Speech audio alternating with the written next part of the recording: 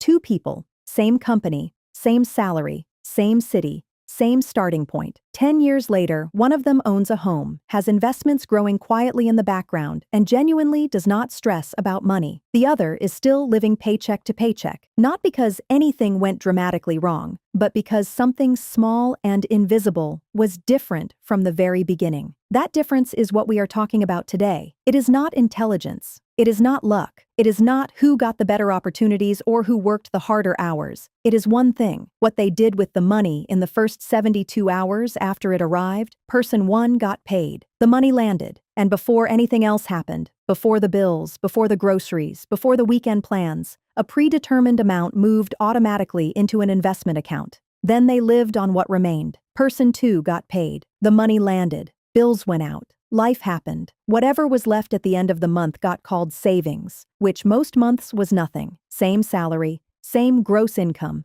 completely different financial trajectories. Not because of what they earned, because of the order in which things happened after they earned it. Here is where it gets painful. The gap between these two people does not stay small. It compounds. Person one's investments grow every month. Every year they earn returns. Those returns earn returns. The money builds momentum that has nothing to do with income and everything to do with time. By year 10, the difference is not a few $1,000s. It is potentially hundreds of thousands. Person two's situation does not get dramatically worse. It just stays the same. Stable but stagnant. Every year that passes is another year of compounding that cannot be recovered. Another year of wealth that could have been building quietly in the background but wasn't. And here is the cruelest part. Person two is not doing anything obviously wrong. They are paying their bills. They are surviving. They are doing what most people around them are doing, which is exactly the problem, because most people are building nothing. And doing what most people do produces exactly what most people have. Not enough. The difference between these two people was never about the salary.